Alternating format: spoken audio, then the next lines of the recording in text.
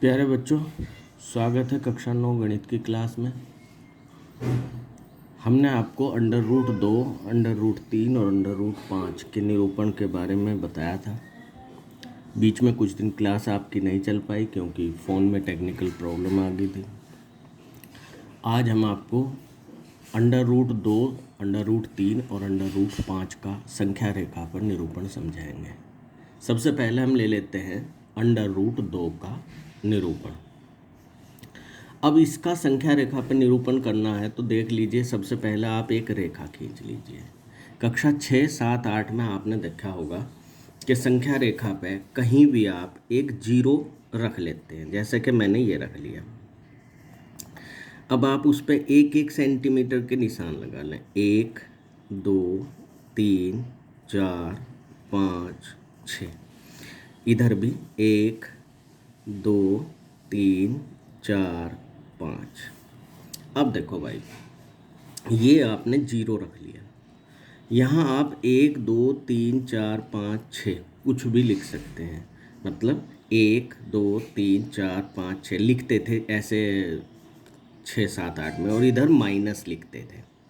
-1, -2, -3, -4। लेकिन यहाँ क्या करना है, क्योंकि अगर आप 1 सेंटीमीटर लेंगे तो चित्र बहुत छोटा, जो √2 का निरूपण है वो बहुत छोटा हो जाएगा। ये आपकी मर्जी पर है कि आप 2 सेंटीमीटर को 1 इकाई मान लें, या 3 सेंटीमीटर को मान लें, या 4 सेंटीमीटर को। मीनिंग मतलब इसका कि मैंने जैसे यहाँ 3 सेंटीमीटर को 1 इकाई मतलब 1 मान लिया। कितने सेंटीमीटर को?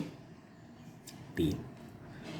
ये O पॉइंट मान लिया या जीरो मान लो। O मान लिया मैंने, यहाँ से शुरू किया, और ये यहाँ से लेकर यहाँ तक मैंने कितना माना? 1 इकाई। अब इस पर एक लंब, इसी पॉइंट पर लंब डालना है। लंब कैसे डालना है? देखो, जैसे ये फीटी का, ये आपकी जो स्केल है, इसका ये 3 नंबर है, क्योंकि 1, 2, 3 सेंटीमीटर को हमने 1 इकाई माना है। इस 3 सेंटीमीटर का ये जो निशान है, ये इस रेखा के ऊपर रख लो। ऐसे तिरछा नहीं, ऐसे सीधा, और सीधा रख के 3 सेंटीमीटर का एक निशान यहाँ तक आप और खींच लें। तो ये भी कितना हो गया? 1 इकाई। आपने क्या मानना है? 3 सेंटीमीटर को 1 इकाई मानना। इसका मतलब यहाँ से लेकर यहाँ तक 1, और यहाँ से यहाँ तक भी कितना है? 1। अब इस पॉइंट को आप, जहाँ तक आपने 1 मानना है, A मान लें, और इसे क्या मान लें? B। अब O को B से मिला देते हैं। क्या कर देते हैं?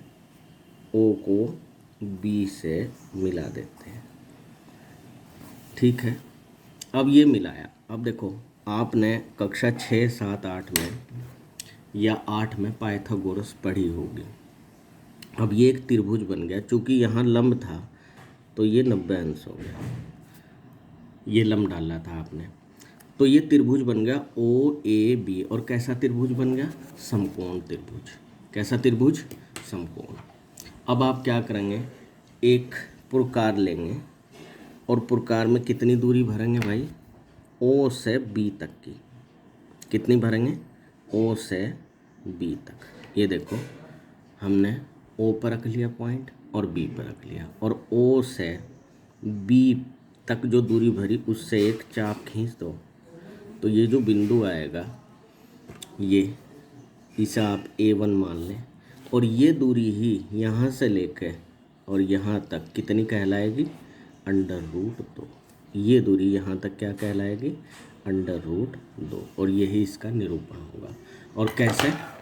देखो, 6, 7, 8 में आपने क्या पढ़ा था? पाइथागोरस प्रमेय। या तो आपने 8 में तो ज़रूर ही पढ़ा है, पाइथागोरस के प्रमेय से। क्या प्रमेय था वो? कि किसी भी समकोण त्रिभुज का जो कर्ण है, कर्ण का जो वर्ग है, वो आधार इसका OA है, OA का स्क्वायर प्लस AB जो इसका लंब है, AB के स्क्वायर के बराबर होगा। ये पाइथागोरस का प्रमेय था। अब OB कितना, ये तो हमें निकालना। OB कितना होगा? अब ज्ञात करेंगे। ओ ए हमने एक इकाई माना था, इसे एक मान लिया था, तो एक का स्क्वायर, और ए बी भी कितना था, एक का स्क्वायर। तो अब एक का स्क्वायर भी एक ही होगा और इस एक का स्क्वायर भी एक। अब ये ओ बी का स्क्वायर, दोनों तरफ इसे जोड़ के देखें तो एक और एक दो, इसका मतलब है ओ बी का स्क्वायर बराबर 2, ये 2 आया। और अगर इसका स्क्वायर हटाना है तो ओ बी हमें मिल जाएगा। स्क्वायर कैसे हटेगा, दोनों तरफ का अंडर रूट लगाओ, तो यहाँ ओ बी बराबर अंडर रूट 2, और ये दूरी ही आपकी क्या थी, अंडर रूट 2। और इतनी दूरी लेके जो आपने चाप लगाया तो संख्या रेखा पे ये दूरी यहाँ से यहाँ तक कितनी आई, अंडर रूट